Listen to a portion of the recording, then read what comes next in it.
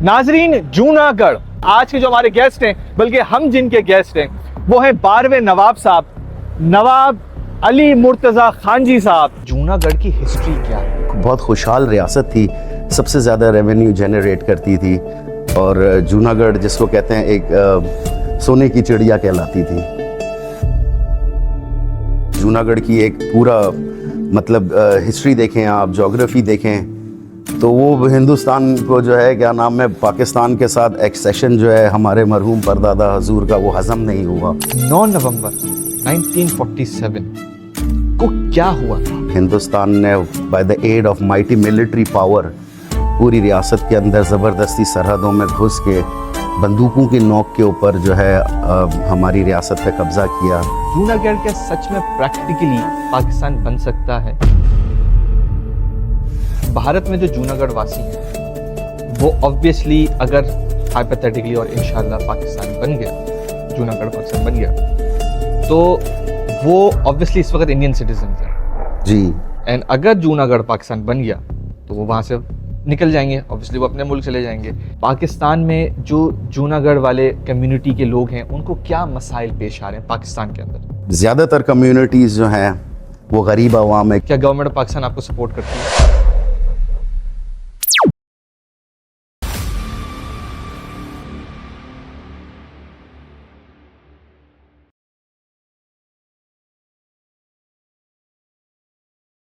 नाजरीन, जूनागढ़ एक ऐसा स्टेट जो कि second richest and strongest state करार किया जाता है एशिया के अंदर। मजे की बात यह है कि वहां की खूबसूरत वादियां, हसीन नज़ारे, wild life animals, wild life adventures, बेहतरीन से बिजनेसमैन, पाकिस्तान के जो टॉप टियर के बिजनेसमैन हैं, पाकिस्तान के जो टॉप टियर के एनजीओज हैं, पाकिस्तान के जो टॉप टियर के डोनर्स हैं, उन सब का ताल्लुक जूनागढ़ से है। अब जूनागढ़ जो है वो हमारा था, वो हमारा है, वो पाकिस्तान का है। अब 8-9 नवंबर को क्या हुआ था इसके बारे में आज हम बात करेंगे। जूनागढ़ क्या सच में बनेगा पाकिस्तान, इसके बारे में बात करेंगे। जूनागढ़ कैसे बनेगा पाकिस्तान, इसके बारे में बात करेंगे। अगर सच में जूनागढ़ पाकिस्तान बन गया तो कैसे बनेगा, क्या होगा, क्या इख्तियारात नवाब साहब को दिए जाएंगे, क्या इख्तियारात गवर्नमेंट पाकिस्तान को किया जाएगा और किस तरह से ये पूरा प्रोसेस और पूरा ट्रांजिशन होगा, इसके बारे में जो बात करेंगे। आज के जो हमारे गेस्ट हैं, बल्कि हम जिनके गेस्ट हैं वो हैं 12वें नवाब साहब, नवाब अली मुर्तज़ा खान जी साहब। बहुत यंग है, एनर्जेटिक है, पैशनेट हैं और बहुत ही बेहतरीन तरीके से अंदाज से पूरे यूथ को लेके चल रहे हैं। हज़ारों लाखों इनके फॉलोअर्स हैं। आज हम सीखेंगे जूनागढ़ के हवाले से, हिस्ट्री के हवाले से, हेरिटेज के हवाले से और बहुत सारी चीज़ें। चले मिलते हैं अली मुर्तज़ा खान जी साहब से, 12वें नवाब साहब से।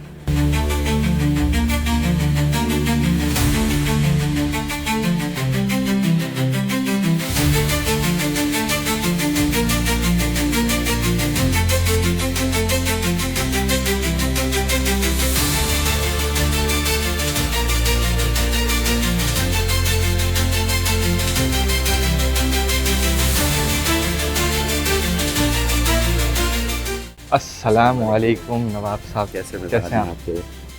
खैरियत से हम बिल्कुल ठीक ठाक फिट फाट। नवाब साहब आपका बहुत बहुत शुक्रिया कि आपने टाइम निकाला। Thank you very much. अब आपके घर आए हैं तो थोड़ा सा हिस्ट्री और थोड़ा सा हेरिटेज के बारे में तो बात करनी है और बहुत सारी दूसरी बातें भी करनी है, लेकिन आप अगर थोड़ा सा विजिट करा दें, अपना टूर करा दें। आइए जी, most welcome to Junagadh house.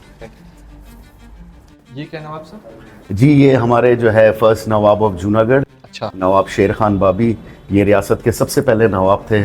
1735 में जब रियासत वजूद में आई तो फर्स्ट नवाब ऑफ जूनागढ़ शेर खान बाबी। शेर खान बाबी जी, सबसे पहले नवाब ऑफ जूनागढ़, क्योंकि 12 नवाब हैं तो ये सबसे पहले नवाब थे जी।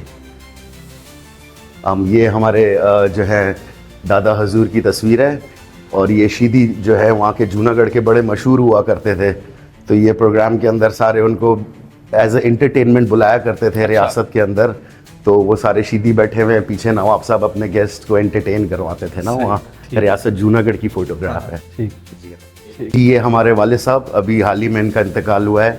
11th Nawab of Junagadh his highness Nawab Jahangir Khan ji, जिन्होंने बड़ी मेहनत करी जूनागढ़ के कॉज पे पाकिस्तान के अंदर। पाकिस्तान की बड़ी मशहूर शख्सियत थे। ये हमारे वाले साहब की तस्वीरें हैं कुछ जवानी की। वो रियासत के अंदर जो है हमारे परदादा हजूर, अच्छा जी हाँ, लेट हिज हाइनेस नवाब महाबत खान जी, उनकी सिल्वर जुबली हो रही है ना, ठीक है। तो ये रियासत की तस्वीर है एज अ सिल्वर जुबली। जी हाँ। अच्छा, ये नवाब साहब जो बियर लगा हुआ है, जी, ये बेसिकली जो है नीलगाय है। ठीक है। और जो हमारी जूनागढ़ की वाइल्ड लाइफ थी वो तो ऑल ओवर द ग्लोब बड़ी मशहूर है। बिल्कुल। और बेसिकली नीलगाय का ये हेड है। और वैसे तो हमारे यहाँ जो बबर शेर हैं वो सबसे ज़्यादा मशहूर हैं। एशियाटिक लायंस जो है होते हैं रियासत जूनागढ़ में। ये जो है क्या नाम है, हमारे दादा हजूर खड़े हुए हैं एज अ हेयर अपेरेंट, और उसके साथ जो है हमारे परदादा हजूर हैं, उनकी सिल्वर जुबली हो रही है। सही। तो वो रियासत में ये हुआ करता था कि सिल्वर जुबली के अंदर जो है चांदी के अंदर तोला जाता था बाकायदा से। और फिर जो है वो चांदी जितने भी रियासत के लोग होते थे उसके अंदर तकसीम हो जाया करती थी। तो ये सिल्वर जुबली की तस्वीर है। फिर ये तस्वीर जो है बेसिकली जब हमारे दादा हजूर क्रिकेट के बड़े शौकीन थे और रणजी ट्रॉफी खेले हुए थे जूनागढ़ के अंदर, तो ये एज ए क्रिकेट के अंदर जब वो क्रिकेट वगैरह खेलते थे तो गेस्ट वगैरह सारे बैठे हुए हैं। और ये फ़ोटोग्राफ वहाँ जूनागढ़ की है। और ये जो आप देख रहे हैं ये बेसिकली लेट हिज हाइनेस हमारे परदादा हजूर, उनकी सिल्वर जुबली की तस्वीर है ये भी। सही। हाँ, और ये बाकायदा सारी रियासत की तस्वीरें आप देख सकते हैं। रोल्स राइस गाड़ी हुआ करती थी उनकी, और इस तरीके से लोग उनका इस्तकबाल करते थे रियासत के अंदर। ये हमारे दादा हजूर लेट हिज हाइनेस नवाब दिलावर खान जी, जो कि गवर्नर सिंध भी रह चुके हैं। तो ये वो पैंथर जो है वो घुस गया था एक दिन घर के इलाके के अंदर, क्योंकि वाइल्ड लाइफ आपको जैसे मैंने बताया बड़ी मशहूर थी। तो ये पैंथर अंदर आ गया था, तो फिर इसको जो है क्या नाम है उन्होंने टेक डाउन उसको करना पड़ा, क्योंकि ये बड़े ख़तरनाक हुआ करते थे जी। जी हाँ। ये हमारे लेट नवाब रसूल खान जी, ही वाज द, ये महाबत खान जी के वाले साहब थे। अच्छा। हाँ, ये थे तकरीबन 10th नवाब ऑफ जूनागढ़। तो ये उनकी पोर्ट्रेट है। ये इनके भाई हैं सगे। ये भी रियासत की तस्वीर है, चांदी की कुर्सियाँ वगैरह आप देख सकते हैं सारी। और ये जो है माशाल्लाह 7th नवाब ऑफ जूनागढ़, ये महाबत खान जी दोयम कहलाते थे। अच्छा। जी हाँ, तो 3 महाबत खान जी थे ना अब पूरी नवाब की, उसके अंदर अगर आप देखें 12th नवाब की जो हिस्ट्री थी। तो ये हमारे परदादा हजूर, पेट पे इनके जो है वो एमरल्ड लगा हुआ है। और ये वही रियासत जूनागढ़ की तस्वीर है, हमने बड़ी करवा के लगाई है। ये वही रसूल खान जी बापू हैं, एक ही हैं दोनों तस्वीरें। और ये हमारी हम लोग गए थे एक डेलीगेशन लेके जूनागढ़ की तरफ से बानी कायद मोहम्मद अली जिन्ना के मज़ार कायद पे। तो ये वहाँ की पोर्ट्रेट है, इसमें आप देख सकते हैं।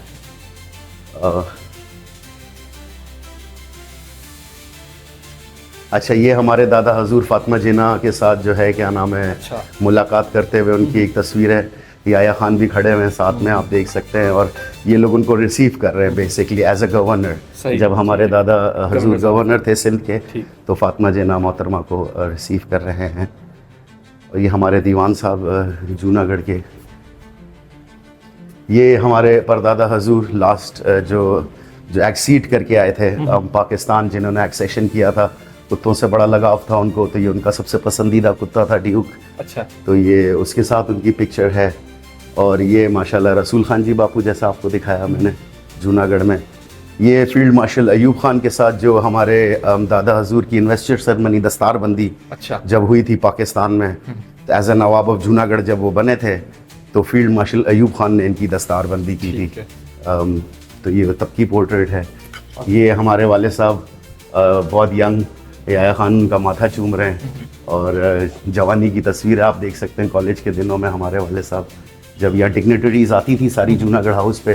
तो ये बेसिकली जूनागढ़ हाउस की पिक्चर है। सही। नवाब साहब, इतनी कम उम्री में इतनी बड़ी पगड़ी, इतनी बड़ी कुर्सी, इतनी बड़ी पोजीशन, पहले तो ये बताएं कि कितना अच्छा लग रहा है कि अब आपको नवाब साहब कह रहे लोग, आप पे इतनी बड़ी जिम्मेदारी आई है, और कितनी मुश्किलातें हैं और क्या विज़न है, इसके बारे में ज़रा बताएं। जी देखें, एक तरह से अगर देखा जाए तो ये हमारे फोर फादर्स की लेगेसी है, एक डायनेस्टी है, उसकी ज़िम्मेदारी बहुत बड़ी ज़िम्मेदारी है कंधे पे, इसमें कोई शक नहीं है। और ये है कि इसके अंदर जो जूनागढ़ की कम्युनिटी है उसकी रिस्पॉन्सिबिलिटी है, साथ साथ जूनागढ़ का कॉज है जो हम लोग सारे लेके चल रहे हैं। तो इसमें एक तरीके से प्राउड भी फील होता है, और जैसे हमारे वाले साहब का करते थे कि गद्दी जो है बेसिकली एक बहुत बड़ी रिस्पॉन्सिबिलिटी है, इट्स नॉट ईजी। ये एक मतलब कांटों की गद्दी है और इसको जो है क्या नाम है निभाना है, और अल्लाह की तरफ से अगर ये हमारे सर पे आई है तो इंशाल्लाह ताला इसको ज़रूर निभाएंगे जी। ठीक। अच्छा, अगर मैं थोड़ा सा रिवाइंड करूँ तो मैं ज़रा पूछना चाहूँगा कि जूनागढ़ की हिस्ट्री क्या है? जी देखें, बेसिकली जूनागढ़ जो है it was a premium welfare state, और 1735 के अंदर ये वजूद में आई जहाँ 21 तोपों की सलामी हुआ करती थी। तो ये वो फलाही रियासत थी जिसमें तमाम जो है क्या नाम है फैसिलिटीज़ आवाम को फ्री मैसर हुआ करती थी। अगर आप बात करें एजुकेशन की तो प्राइमरी से लेके सेकेंडरी तक तमाम एजुकेशन वहाँ पे फ्री थी। यहाँ तक कि पेंसिल्स और सिलेबस जो हैं वो भी रियासत की ज़िम्मेदारी थी। फिर अगर आप मेडिकल की बात करें तो तमाम हॉस्पिटलाइज जितने हॉस्पिटल्स थे वहाँ पे वो सारे फ्री थे, और तमाम मेडिसिन्स वगैरह जो हैं पूरी रियासत के अंदर नवाब की तरफ से फ्री मैसर किया जाती थी। और अगर आप बात करें खाने पीने की तो 3 टाइम का खाना पूरी रियासत के अंदर फ्री था। अच्छा, 3 टाइम का खाना बिल्कुल फ्री था पूरी रियासत को? बिल्कुल ऐसा ही है। सही। और जो है क्या नाम है रियासत के अंदर कोई भूखा नहीं सोया करता था, बिकॉज़ वो सारी रिस्पॉन्सिबिलिटी हमारे दादा की थी। तो बेसिकली अगर आप देखें तो इट वाज अ वेरी मतलब एक बहुत खुशहाल रियासत थी, सबसे ज़्यादा रेवेन्यू जनरेट करती थी, और जूनागढ़ जिसको कहते हैं एक सोने की चिड़िया कहलाती थी। और अगर आप उसकी जोग्राफ़ी देखें तो जूनागढ़ जो है वो 3500 स्क्वायर माइल्स के ऊपर मुश्तमिल था, और जहाँ पे 100 माइल्स का जो है बहरे अरब का समंदर लगता था, और 16 बंदरगाहें थी जो सबसे ज़्यादा रेवेन्यू जनरेट करती थी पूरे गुजरात के प्रोविंस के। अच्छा, ठीक। और वाइल्ड लाइफ अगर आप देखें वहाँ की तो वो ऑल ओवर द ग्लोब आज भी बहुत मशहूर है। और अगर आप उसके पहाड़ी देखें तो वहाँ पे सारी जो है क्या नाम है माइंस मिनरल्स सोना बाकायदा पहाड़ों जो है क्या नाम है वो पाया जाता है।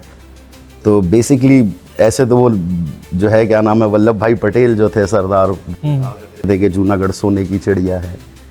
जी हाँ, ठीक ठीक। अच्छा, 9 नवंबर 1947 को क्या हुआ था?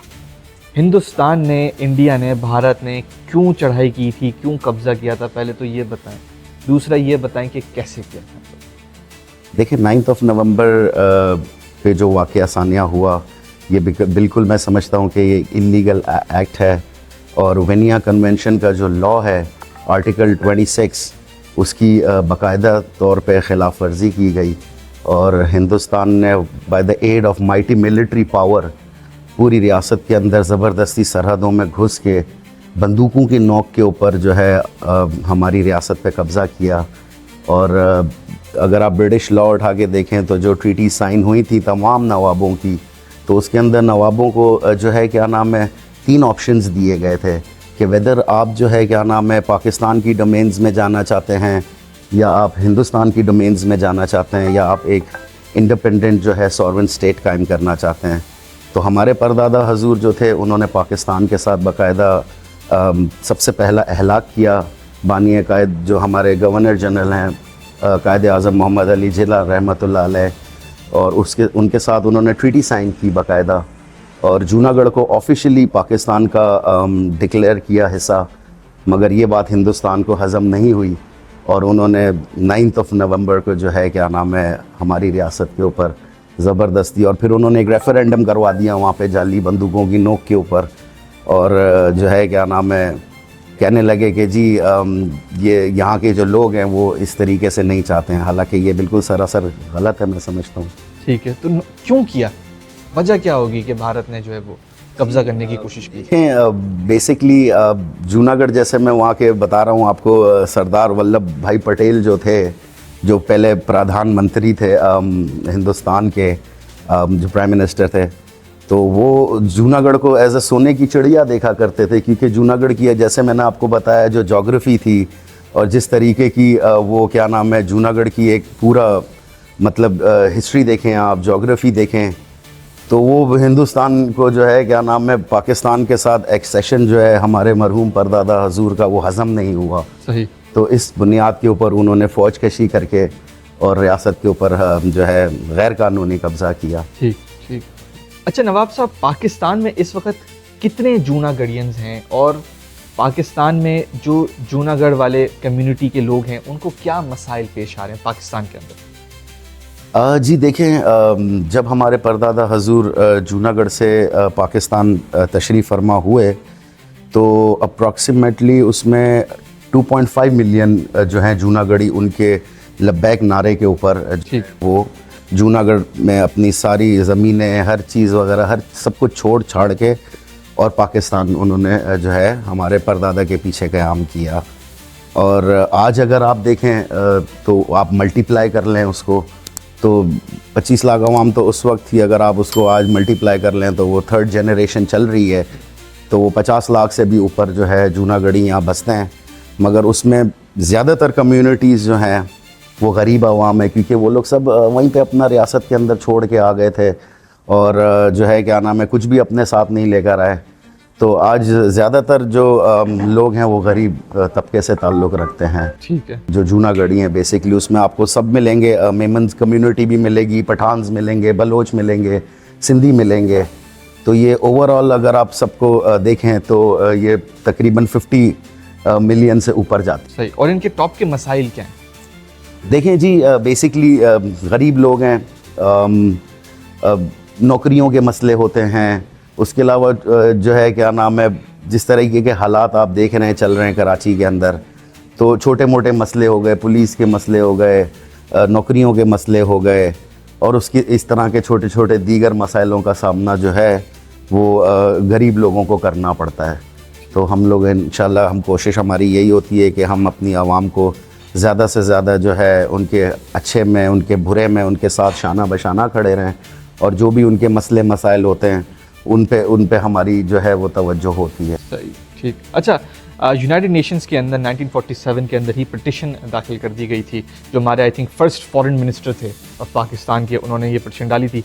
तो सवाल ये है कि कश्मीर की आवाज़ तो हर बंदा बुलंद करता है और हर बंदा उठाता है और उठानी भी चाहिए। जी बिल्कुल। बट जूनागढ़ की जो आवाज़ है वो कोई नहीं उठाता। यहाँ तक कि जो अभी के पाकिस्तान की जो यूथ है, बहुत सारे लोग के दिमाग से ये वैनिश होता जा रहा है कि जूनागढ़ पाकिस्तान का भी है।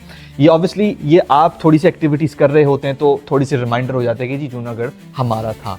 तो इस पे आप क्या बोलेंगे कि इंटरनेशनल मीडिया या लोकल मीडिया इसको कवरेज क्यों नहीं दे रहा और क्यों देनी चाहिए? जी बिल्कुल, आपने ठीक फरमाया। जो पाकिस्तान के पहले फॉरेन मिनिस्टर थे सर ज़फ़रुल्लाह ख़ान, उन्होंने जूनागढ़ का जो केस है वो यूनाइटेड नेशंस के अंदर कश्मीर के नीचे सेकंड इशू जो है वो पटिशन डाली और उसके ऊपर जो है यूनाइटेड नेशंस ने रेजोल्यूशंस भी पास किए। और मैं समझता हूँ कि बेसिकली देखें ये पाकिस्तान का मसला है, जूनागढ़ नेशनली के साथ साथ इंटरनेशनल इशू भी है। और कश्मीर का देखें इशू अलग था। कश्मीर के जो महाराजा थे, महाराजा हरी सिंह, उन्होंने तो हिंदुस्तान के साथ जाके एक्सीड कर लिया और आवाम जो थी वहाँ की वो बगावत पे उतर आई कश्मीर की। मगर जूनागढ़ को अगर आप देखें तो जूनागढ़ के अंदर नवाब साहब, हमारे परदादा हजूर और आवाम जो थी वो एक पेज पे थे। तो नवाब साहब ने अगर पाकिस्तान के साथ डिक्लेरेशन करी तो वो फ़ैसला जो था वो आवाम की और जो वहाँ के रिप्रेजेंटेटिव्स थे उनके मशवरे से ये फ़ैसला हुआ था। सही। और हम लोग देखें जिस तरह आपने फरमाया, कोशिश कर रहे हैं थ्रू वेबिनार्स, सेमिनार्स, प्रोग्राम्स करते आ रहे हैं। आज से नहीं, जब से पाकिस्तान बना है तब से हमारे वाले साहब ने बड़ी मेहनत करी, हमारे दादा हजूर ने बड़ी मेहनत करी और कोशिश हमारी यही होती है कि देखें जूनागढ़ पाकिस्तान का ऑफिशियल एक छठा सूबा है और हम लोग उसके ऊपर अपनी जद्दोजहद आज भी जारी रखे हुए हैं। अच्छा, जूनागढ़ क्या सच में प्रैक्टिकली पाकिस्तान बन सकता है?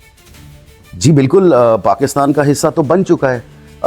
अगर आप देखें 47 के अंदर जब नवाब साहब ने एक्सीड किया पाकिस्तान और जब गवर्नर जनरल के साथ जो ट्रीटी साइन हुई हमारे परदादा हजूर की, तो वो ट्रीटी यही थी बेसिकली कि Junagadh is officially a part of Pakistan. तो जूनागढ़ पाकिस्तान का हिस्सा तो उस टाइम पे ही बन गया था वो एक अलग बात है कि हिंदुस्तान ने उसके ऊपर गाज़िबाना इलीगली जो है अनजस्टिफाइबली मैं कहूँगा कब्ज़ा किया, और जो है क्या नाम है ज़बरदस्ती हम रियासत के ऊपर कब्ज़ा करके। सही। तो आपके पास क्या स्ट्रैटेजीज है कि हम उसको वापस लेके आ सकें? जी देखें, हम लोग बेसिकली जूनागढ़ का जो इशू है यूनाइटेड नेशंस के अंदर इन अ वेरी पीसफुल मैनर, एक डायलॉग के ज़रिए हम देखें, कोई भी मसला होता है हम समझते हैं कि उसका सलूशन या हल निकलता है। तो मैं ये समझता हूँ कि बेसिकली एक डायलॉग के ज़रिए हम लोग इस इशू को जो है वो हल कर सकते हैं। ठीक है, यानी कि डायलॉग के थ्रू आप हल करना चाहते हैं। क्या गवर्नमेंट ऑफ पाकिस्तान आपको सपोर्ट करती है? जी देखें, सबसे पहले तो मैं ये कहूँगा कि जो हम लोगों ने, हमारे वाले साहब ने जो मेहनत करी और जिस तरीके से उन्होंने ये जूनागढ़ के इशू को पुट अप किया, तो मैं समझता हूँ गवर्नमेंट ऑफ पाकिस्तान का मैं बड़ा मशकूर और ममनून हूँ कि जूनागढ़ जो है बेसिकली जो न्यू पॉलिटिकल मैप आया हमारा, उसके अंदर जूनागढ़ को शो किया गया, और ये एक मैं समझता हूँ प्लस पॉइंट है क्योंकि जूनागढ़ पाकिस्तान का हिस्सा है। और आपके प्रोग्राम के तवस्सुल से मैं यूनाइटेड नेशंस और तमाम ग्लोबल पावर्स और साथ साथ गवर्नमेंट ऑफ पाकिस्तान का भी जो है इस इशू के ऊपर ध्यान दिलाना चाहूँगा। ठीक ठीक, तो यानी कि आप ये कह रहे हैं कि government of Pakistan is supporting Junagadh? जी बिल्कुल, उस तरीके से तो नहीं, मगर ये है कि पाकिस्तान का सपोर्ट ये रहा कि जूनागढ़ को जो है पॉलिटिकल मैप में शो किया गया, और हमारे वाले साहब की जो मेहनत थी तो वो रंग लाई। सही। अच्छा, अगर हाइपोथेटिकली इंशाल्लाह जूनागढ़ बन गया पाकिस्तान, तो इकोनॉमिकली क्या बेनिफिट होगा पाकिस्तान को एज अ नेशन? जी देखें, आप तमाम दुनिया के जो है क्या नाम है बड़े बड़े शहरों को देखें, जैसे दुबई हो गया, कितना रेवेन्यू जनरेट करता है। और अगर आप जूनागढ़ की बात करते हैं तो जूनागढ़ बेसिकली, जैसे मैं कह रहा था, सोने की चिड़िया है। तो अगर टूरिज़म के उसके ऊपर आप देखें तो सबसे ज़्यादा आज भी हिंदुस्तान जो है वो जूनागढ़ से रेवेन्यू जनरेट कर रहा है। तो हम भी ये कर सकते हैं जी, हम जो है पाकिस्तान के लिए जूनागढ़ को जो है क्या नाम है दुबई से भी मैं समझता हूँ बड़ा बना सकते हैं एज अ टूरिस्ट स्पॉट। लेकिन जो फासला है ऑब्वियसली वो भी मैटर करता है, और वो उसकी वजह से भी काफ़ी डिस्टेंस और डिस्टर्बेंस होती है। जी बिल्कुल, अगर आप जोग्राफ़ी देखें तो बीच में 100 माइल्स का जो है मतलब 2 घंटे का रास्ता है बीच में समंदर का। तो ऐसे तो हम कहते हैं कि देखें जी, स्कॉटलैंड भी है, वो भी इंग्लैंड के उसके अंदर आता है। तो उसके ऊपर जो हुक्मरानी है वो तो बेसिकली ब्रिटिशर्स की है, और बीच में समंदर है, तो वो कोई बात इतनी मैटर नहीं करती। लेकिन हमारे बीच में तो भारत है ना। जी भारत है, मगर जूनागढ़ तो बेसिकली पाकिस्तान का हिस्सा है, भारत का हिस्सा तो नहीं है। अच्छा नवाब साहब, जिस तरह से आपने कहा 2.3 मिलियन पीपल पाकिस्तान में हिजरत की थी जूनागढ़ से, तो सवाल ये है कि क्या सिर्फ गरीब तबका ही आया था पाकिस्तान में, या कोई ऐसा तबका भी था जिसने पाकिस्तान को अफेक्ट किया या अच्छा मालदार किया या अच्छे तरीके से स्टेट आगे बढ़ाया? जी बिल्कुल, गरीब तबका मेजॉरिटी में था, मगर बहुत सारे अक्सरियत के अंदर लोग जो थे वो बहुत जिसको कहते हैं रिच उससे बैकग्राउंड से थे। तो बेसिकली ये हमारे नाइब दीवान हैं, हमारे वाले साहब मरहूम के ज़माने से जो है ऑफिशियली एज अ डिप्टी दीवान, जो वज़ीर आज़म होते हैं डिप्टी, वो चले आ रहे हैं, मोइन ख़ान साहब। तो ये आपको बताएंगे कुछ जूनागढ़ के बारे में और वहाँ के लोगों के बारे में।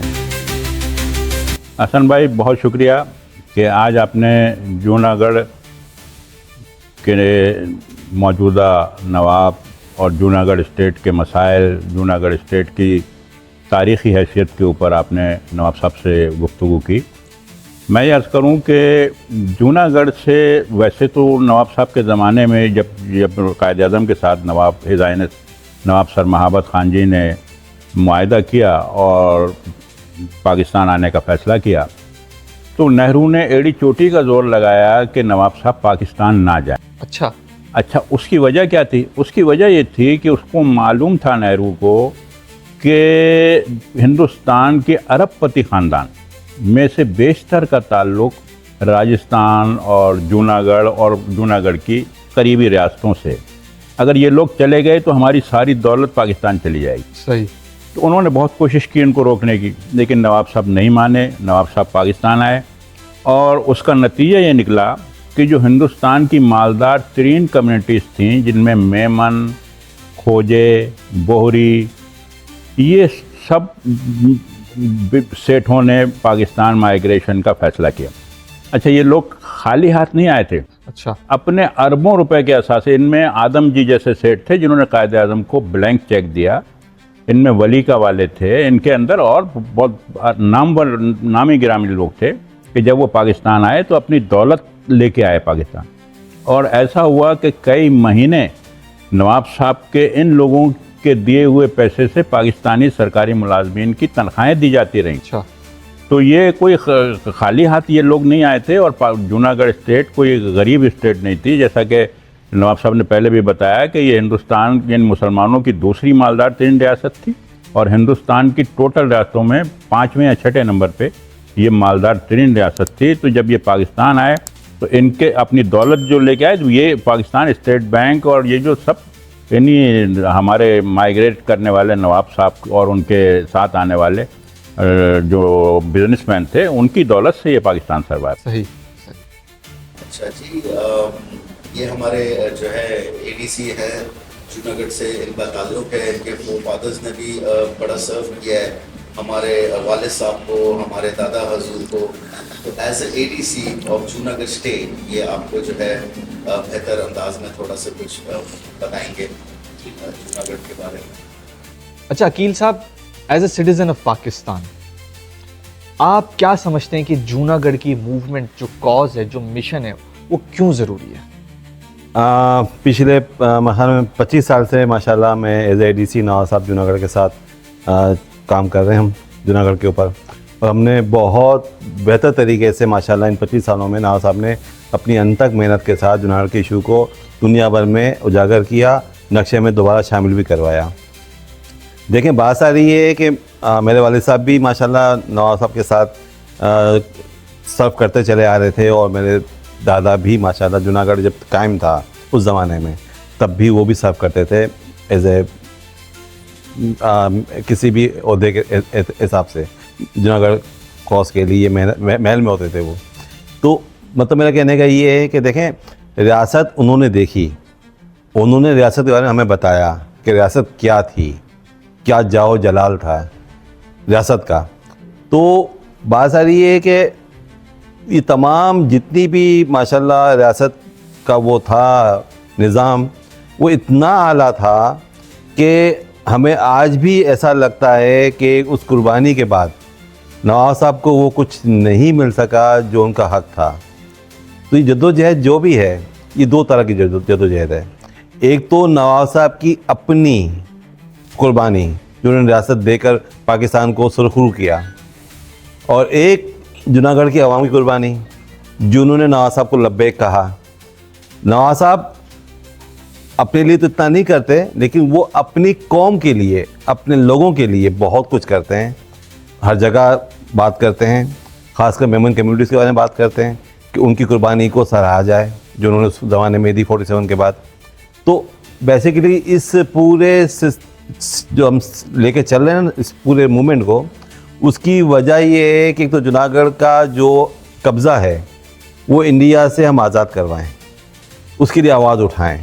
दुनिया भर में इंडिया का जो भी उन्होंने एग्रेशन किया, क्योंकि जब पाकिस्तान और हिंदुस्तान का बंटवारा हो रहा था तब ऑप्शंस के हिसाब से जो नवाब साहब को ऑप्शन दिया गया था, नवाब साहब ने उस पर अमल करते हुए पाकिस्तान से इलाक़ कर लिया। उनका राइट था, हक़ था। बरतानिया कोई गारंटर है इस चीज़ का, उसको चाहिए कि इस मसले को भी देखे। हमने तो लॉर्ड माउंटबेटन के जो भी उसका वो था उसके मुताबिक हमने तो अपना हक़ रायत इस्तेमाल किया और हम पाकिस्तान में शामिल हो गए। तो इंडिया ने नजत कब्ज़ा क्यों किया? तो इसी चीज़ को हाईलाइट करने के हम दुनिया भर में इंडिया का ये चेहरा बेनकाब करेंगे कि भाई उन्होंने एक फ़ौजी ताकत के ज़रिए हमारी रियासत को अपने कब्ज़े में रखा हुआ है, जो कि आज़ाद होनी चाहिए चाहे कुछ भी हो जाए। तो नवाब साहब इंशाल्लाह बहुत यंग हैं, एनर्जेटिक हैं, तो कोशिश होगी इंशाल्लाह नवाब साहब इस झंडे का आलम लेकर दुनिया भर में इंडिया का जो चेहरा है ना ये डेमोक्रेसी का, इसको बेनकाब करें और बताएं कि इंडिया ने हमारी रियासत पे नजायज़ कब्जा किया हुआ है, और 47 से लेके आज तक उस रियासत में जितना रेवेन्यू है वो इंडिया खा रहा है।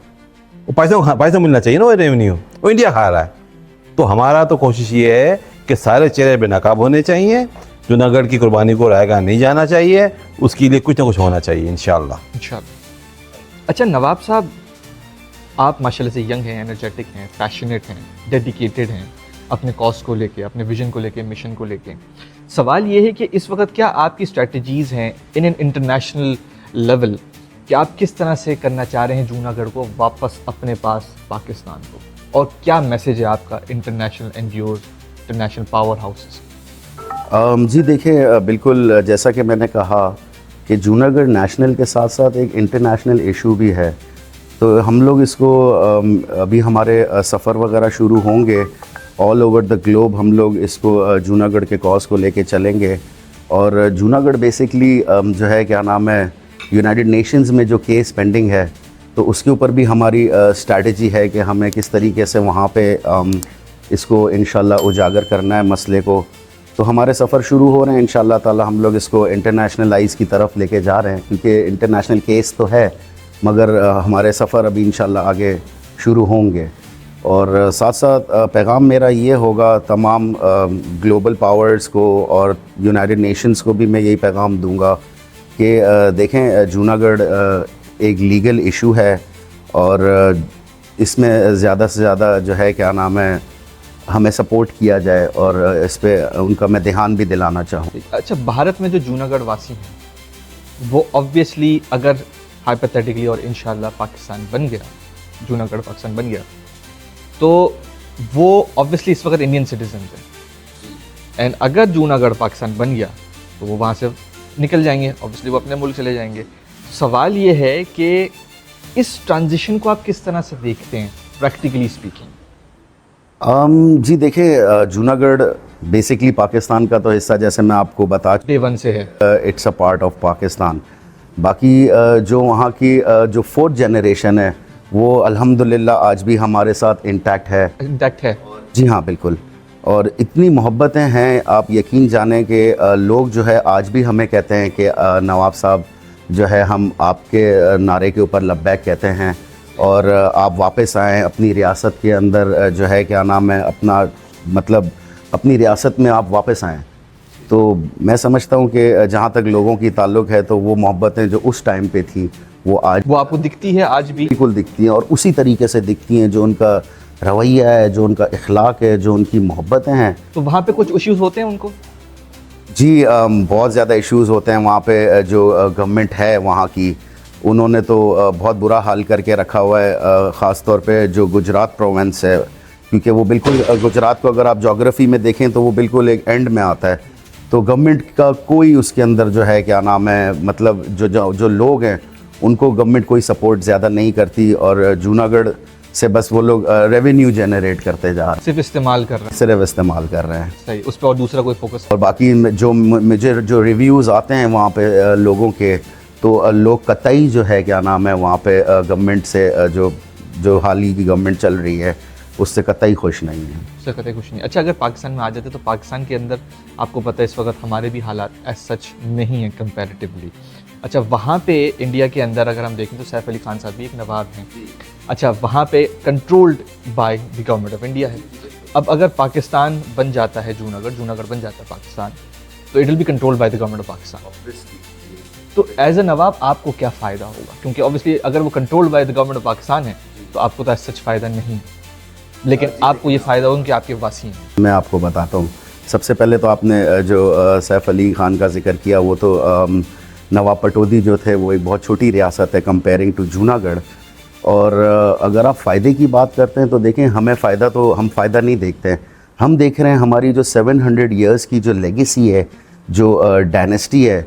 और जूनागढ़ बेसिकली जो एक सॉवरेन स्टेट था, तो हम लोगों ने अपनी सॉवरेनिटी तो सरेंडर नहीं की, तो हम उसी सॉवरेनिटी को इंशाल्लाह जो 700 साल से कायम है, वो इंशाल्लाह उसी को आगे लेके चल रहे हैं और चलेंगे। इज्जत और बका की बात है ये। इंशाल्लाह जी बिल्कुल। ये पगड़ी जो है नवाबी पगड़ी है, आपको पता है, और ये सिलसिला जो है 700 साल का सिलसिला है। अच्छा, जाते जाते मैं ये पूछना चाहूँगा कि लोग अक्सर ये कहते हैं कि आप तो नवाब होंगे, आपको क्या ज़िंदगी में टेंशन, तो इसके बारे में बताएं कि आपको सच में ज़िंदगी में कोई टेंशन नहीं, आप तो नवाब हैं, आपको हर चीज़ मुयस्सर की जाती है? नहीं, ऐसा नहीं है जी।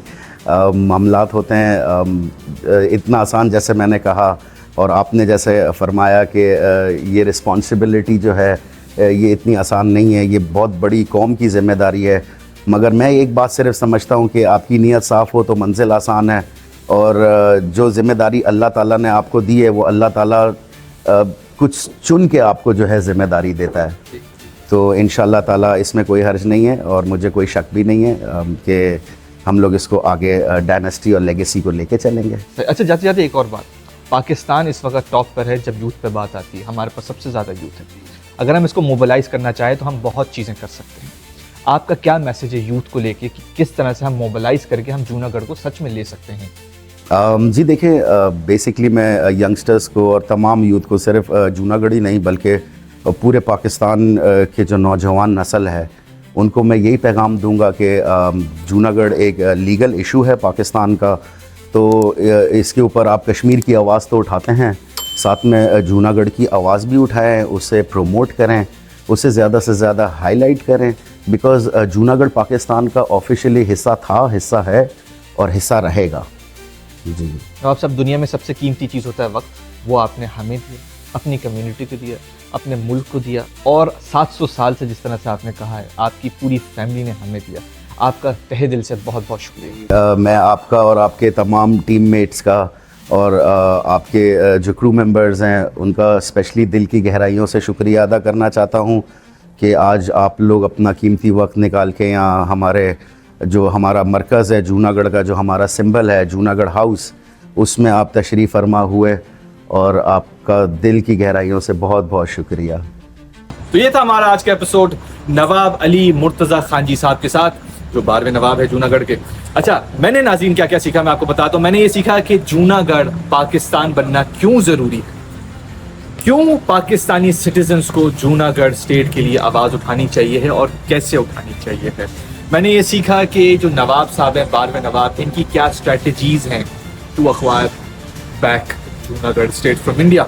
मैंने ये सीखा कि इंडिया ने 9 नवंबर 1947 में क्या हरकत की थी जिसकी वजह से आज तक जूनागढ़ियों और जूनागढ़ वासियों में सफरिंग चल रही है, और जूनागढ़ की कम्युनिटी जो पाकिस्तान में है वो किस लेवल पर है, ये भी सीखा। आपने क्या क्या सीखा है आपने मुझे कमेंट सेक्शन के अंदर बताना है।